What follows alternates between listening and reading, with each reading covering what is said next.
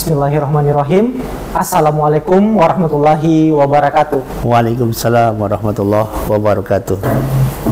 Selamat sore, kami dari PA Kaimana TV. Hari ini kami melaksanakan podcast singkat bersama dengan Ketua Pengadilan Tinggi Agama Papua Barat, Bapak Dr. Haji Ahmad Fatoni, Sarjana Hukum, Magister Hukum. Hari ini beliau ada di samping saya. Salam hormat Bapak. Kami dari PA Kaimana TV akan mengulik sedikit lebih singkat terkait Ketua Pengadilan Tinggi Agama Papua Barat yang baru.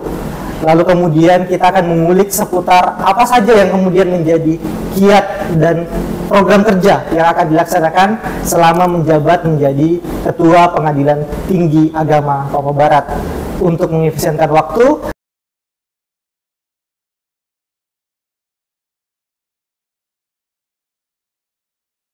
langsung saja kita langsung perkenalan Bapak Ketua Pengadilan Tinggi Agama Papua Barat. Dipersilahkan. Assalamualaikum warahmatullahi wabarakatuh. Waalaikumsalam warahmatullahi wabarakatuh. Saya Ahmad Fatoni sejak 9 Juni 2023 dilantik oleh Yang Mulia Ketua Mahkamah Agung Republik Indonesia bersama 16 Ketua Pengadilan Tingkat Banding dan PT Tun. Tanggal 13 Juni baru bisa datang di sini dan sekaligus 14-nya melantik Wakil Ketua Pengadilan Tinggi Agama Papua Barat yang baru. Saya berasal dari Jakarta, sebelumnya Wakil Ketua Pengadilan Tinggi Agama Banten. Perkenalan ini adalah sebagai pemberitahuan bahwa kami kali kedua sebenarnya sejak Agustus 2020 dilantik Wakil Ketua Pengadilan Agama Jayapura yang mewilayahi termasuk Papua Barat ini. Alhamdulillah kami merasa bahwa Papua dan Papua Barat Daya itu sama dan memahami citra dan karakter di sini, sehingga merupakan tantangan. Apa yang kami lakukan adalah merangkai semua potensi yang ada. Pertama, meneruskan kegiatan atau program ketua yang lama, dan kemudian kita meneruskan sesuatu hal yang belum diraih, seperti misalnya kewajiban kita menghadirkan status tanah kantor Pengadilan Tinggi Agama Papua Barat. Ternyata kami sudah menghadap Sekda Provinsi dan tanggapan sudah diberikan serta fotonya sudah di depan atau di samping kantor Kementerian Keuangan, di mana di situ ada tanah yang sudah tersedia, hanya tinggal pembiayaan dari Pemda. Itu yang kami tunggu. Bahkan belum lama ini sudah menghadap Ketua DPRD Provinsi Papua Barat dan siap untuk menganggarkan dalam anggaran tambahan tahun ini, insya Allah. Mohon doa semua warga peradilan agama khususnya di Papua Barat dan Papua Barat Daya. Ya. Itu yang menjadi concern kita. Kemudian kami juga sudah berupaya mendatangi satker yang ada. Memang baru 4 satker, sudah datang ke Fakfak, sudah datang ke PA Sorong, dan sekarang datang ke PA Kaimana, di mana kondisi real itu tidak jauh berbeda dengan kondisi yang sebelumnya. Itu yang menjadi tantangan kita, bahwa meskipun pegawai segalanya terbatas, tetapi kami melihat teman-teman semangat untuk mendapatkan yang terbaik. Itu yang kami syukuri dan aku jempol untuk mereka semua. Itu mudah-mudahan feedback ini menjadi reward buat mereka, karena pelayanan yang segala terbatas tapi mereka melakukan yang maksimal. Itu yang kami angkat topi. Demikian atas sekilas untuk perkenalan awal. Iya, mungkin itu tadi perkenalan awal PTA Ketua Pengadilan Tinggi Agama Papua Barat. Kalau kita mendengar tadi beberapa bulan ke belakang, tepatnya 9 Juni 2023, beliau dimandatkan mendapat SK sebagai Ketua Pengadilan Tinggi Agama Papua Barat dan dilantik di Mahkamah Agung Republik Indonesia. Namun sebelumnya ternyata beliau punya banyak pengalaman kerja, termasuk pernah menjabat sebagai Wakil Ketua Pengadilan Tinggi Agama Banten dan Wakil Ketua Pengadilan Tinggi Agama Jayapura. Jadi melihat pengalaman yang sudah ada sebelumnya, sudah berkecimpung lama di Pengadilan Tinggi Agama Papua Barat, tentu ini adalah menjadi harapan besar bagi pengadilan-pengadilan agama yang berada di wilayah Pengadilan Tinggi Agama Papua Barat, bahwa Ketua Pengadilan Tinggi Agama Papua Barat yang saat ini menjabat, Bapak Dr. Haji Ahmad Fatoni, Sarjana Hukum, Magister Hukum, punya pengalaman memimpin PTA sebelumnya, tentu menjadi banyak pelajaran yang bisa kita petik darinya. Lalu kemudian yang menelisik tadi di pembicaraan ini adalah program kerja apa yang kemudian akan dilaksanakan selama masa jabatan.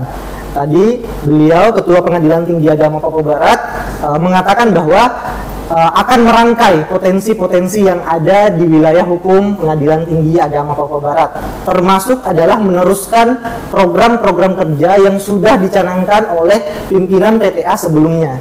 Nah, mungkin kita sedikit lebih spesifik Pak ya, terkait bagaimana kemudian strategi Bapak sebagai Ketua Pengadilan Tinggi Agama Papua Barat yang baru untuk memberikan warna baru terhadap pengadilan-pengadilan agama yang berada di wilayah PTA Papua Barat, lalu kemudian bisa bersaing lagi lebih dari yang sebelumnya, karena kami adalah satker-satker yang masih sangat perlu untuk belajar, sangat perlu untuk berinovasi, termasuk Pengadilan Agama Kaimana. Izin Pak, saya memperkenalkan bahwa Pengadilan Agama Kaimana ada sejak tahun 2018. Jadi umur Pengadilan Agama saat ini adalah baru berusia 5 tahun, yang kemudian berkesempatan sudah dikunjungi oleh 2 Ketua Pengadilan Tinggi Agama Papua Barat, termasuk Bapak Dr.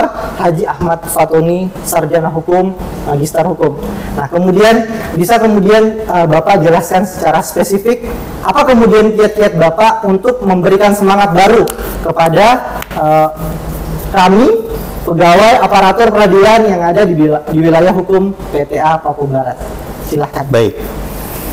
Berangkat dari beberapa pengalaman ketika kali pertama diangkat jadi sebagai Waka PTA di Jayapura, dipindah ke PTA Babel yang itu juga 4 satker, kemudian dipindah langsung ke Lampung yang 15 satker, kemudian dipindahkan ke Banten yang 7 satker. Nah, di situ kemudian kami dapat di sini, saya merasa bahwa selalu yang strategi apa yang dimaksud, saya bilang small it's beautiful, kecil itu tetapi indah. Mengapa demikian? Tidak berarti satker yang sedikit itu tidak bisa bersaing dengan satker yang banyak. Terbukti dengan kita bergairah, kita untuk sama-sama memahami karakter masing-masing, saya berkeyakinan masing-masing satker punya potensi yang berbeda. Potensi yang berbeda itu menyebabkan kita bisa bersaing fastabiqul khairat.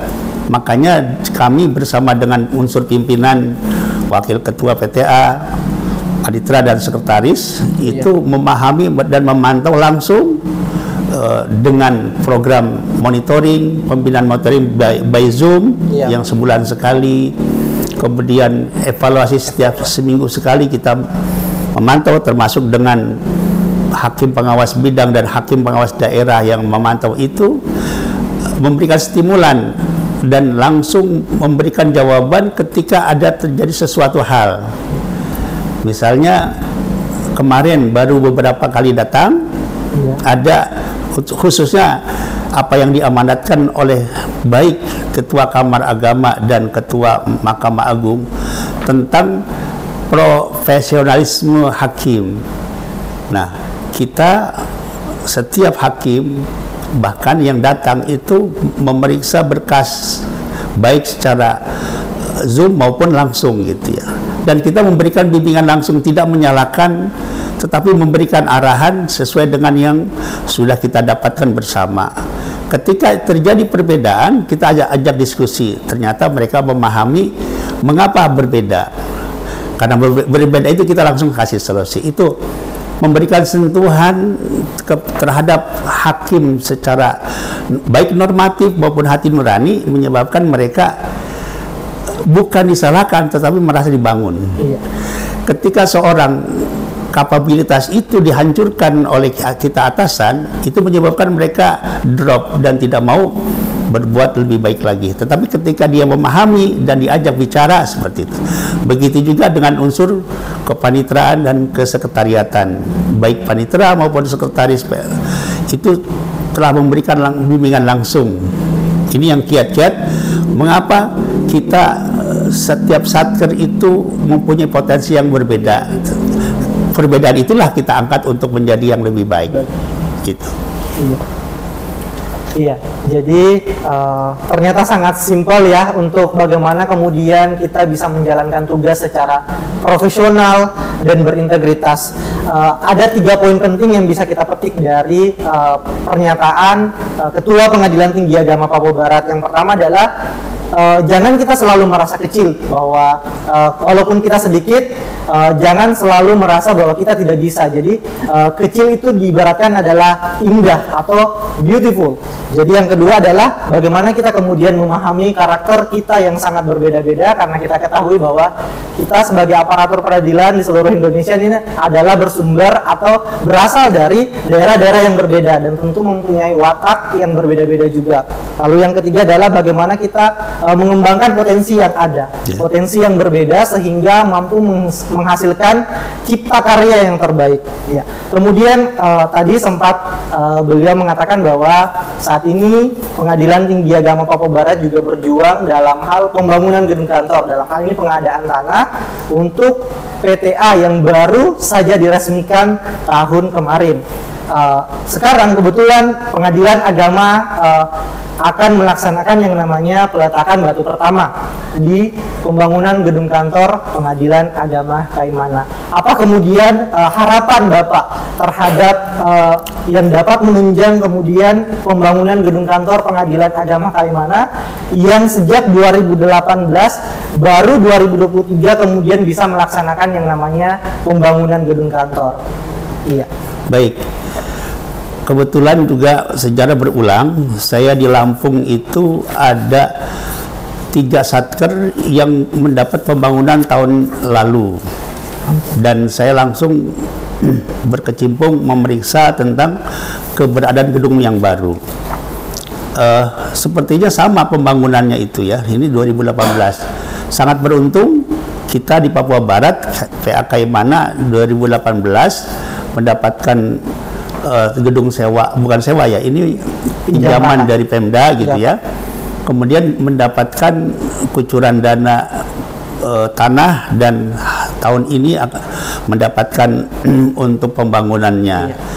Nah, itu sangat pertama kita syukuri, apalagi pembangunan berkelanjutan, multi years ya.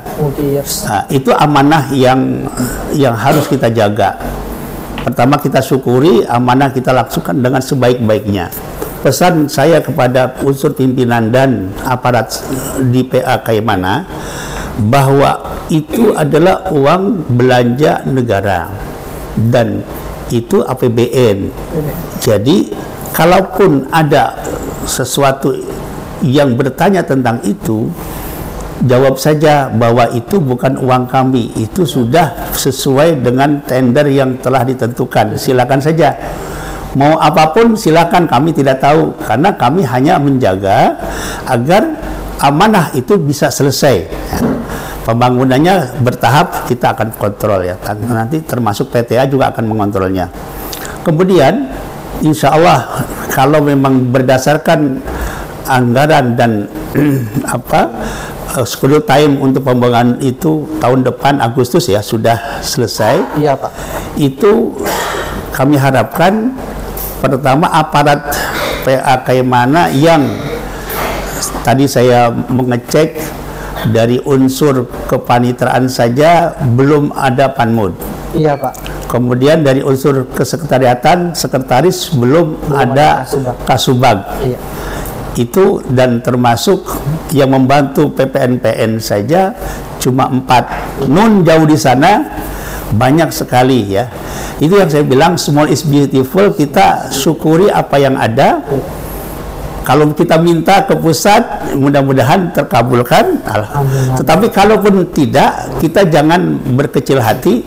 Kalau gedungnya sudah megah, karena yang nanti yang saya tahu di Lampung sana, ketika saya di Babel itu, kata orang Badilag, gedung baru itu kalau kita bicara di depan, di belakang kita orang tidak dengar. Semula saya tidak percaya. Setelah saya ke Lampung dan melihat sendiri, ternyata betul-betul megah. Jadi betul kita bicara di depan, lobi depan, di depan nggak, di belakang nggak akan terdengar. Saking panjangnya dan besarnya, tingginya gedung PA itu ya. Itu yang harus kita syukuri. Selihat dari gambar yang diberikan itu, masya Allah ya. Dengan kita mensyukuri, lain syakartum la azidannakum. Kita bertambah syukurnya akan mendapat tambahan rezekinya. Yang kedua, menjadi motivasi dan semangat kita memberikan pelayanan. Dengan dulu kita berasal dari Departemen Agama Ikhlas Beramal, itu jangan dihilangkan ikhlas beramal itu ya. Apalagi kita dalam pembangunan zona integritas. Dari awal ini kita berangkat dengan keterbatasan sarana dan prasarana, tetap kita dalam rangka melayani masyarakat, mencari keadilan.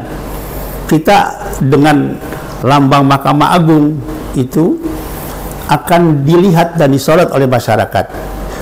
Entah itu statusnya apa, tidak melihat ketua, tidak melihat wakil, tidak melihat hakim. Meskipun kita staf, tapi dianggap terhormat di mata masyarakat. Oleh karena itu, dengan harapan saya dan kita pimpinan Pengadilan Tinggi Agama Papua Barat terhadap gedung baru yang akan besok kita letakkan batu pertama, insya Allah semakin bertambah giat kita untuk melayani dan integritas kita semakin kokoh sebagai aparatur peradilan agama di bawah Mahkamah Agung. Iya, sangat termotivasi ya bagi kita sebagai aparatur peradilan yang khususnya Pengadilan Agama Kaimana, karena tahun ini diberikan amanat yang besar untuk membangun gedung kantor Pengadilan Agama Kaimana yang kemudian akan berlanjut di tahun depan. Nah, tadi sempat juga beliau menyatakan bahwa fungsi monitoring, evaluasi, pembinaan dan pengawasan itu harus dimaksimalkan, karena dengan keterbatasan dan untuk mencapai kinerja yang baik, sering-seringlah kita untuk melaksanakan yang namanya monitoring, evaluasi, pembinaan dan pengawasan. Lalu kemudian yang paling juga agak menelisik adalah bahwa Satker yang ada di PT Papua Barat ini sangat minimalis dalam artian bahwa memiliki pegawai yang lumayan kecil, termasuk Pengadilan Agama Kaimana yang hari ini masih sangat kecil, tidak ada kasubag dan tidak ada panitera muda hukum. Ini tentu adalah menjadi semangat juga untuk kita bagaimana kemudian walaupun dengan keterbatasan SDM bisa menghasilkan kinerja-kinerja yang baik dan mampu bersaing di wilayah PTA Papua Barat khususnya, walaupun dengan jumlah pegawai yang sangat minimalis. Lalu kemudian mungkin ini singkat dan menjadi penutup juga Bapak, mohon maaf karena waktu sangat singkat. Apa kemudian harapan atau pesan yang bisa disalurkan kepada kami warga peradilan, khususnya Pengadilan Agama Kaimana, untuk kemudian selalu bekerja yang terbaik, selalu menghasilkan kinerja-kinerja yang berkualitas, dan selalu mampu bersaing dengan pengadilan-pengadilan agama yang ada di seluruh wilayah Indonesia ini. Ya. Sederhana saja pesan saya, berbuatlah yang terbaik sesuai dengan kemampuan kita masing-masing. Dan yang kedua, selalu tersenyum. Dengan senyum itu, pekerjaan kita yang tadi kita kerjakan lelah dengan menjadi ringan. Dan yang ketiga, setelah itu kita bertawakal kepada Allah. Apapun yang sudah kita lakukan, semuanya karena Allah Subhanahu wa Ta'ala. Insya Allah dengan seperti itu, rewardnya akan kita dapatkan yang min haitsu la yahtasib, yang kita tidak duga. Apa itu? Pertolongan Allah. Apapun, entah itu diri kita, istri kita, atau suami kita, keluarga kita, anak-anak kita. Karena apa? Karena kita tadi sudah berbuat yang terbaik karena Allah. Selalu senyum menghadapi apapun yang kita dapatkan, dan terakhir kita tawakal karena Allah. Itu saja. Ya. Terima kasih. Kami mohon maaf, dan sekali lagi kami ucapkan selamat kepada PA Kaimana untuk memulai start pertama dalam pembangunan gedung PA Kaimana. Dan dari saya cukupkan. Assalamualaikum warahmatullahi wabarakatuh. Waalaikumsalam warahmatullahi wabarakatuh. Itulah tadi pesan singkat dan harapan yang sangat memberikan kita motivasi bahwa kita harus senantiasa berbuat baik, selalu tersenyum dan bertawakal. Saya Yasser Arafat, Sarjana Hukum, analis perkara pada Pengadilan Agama Kaimana. Mohon maaf atas podcast singkat sore hari ini. Kami pamit. Wassalamualaikum warahmatullahi wabarakatuh. Assalamualaikum.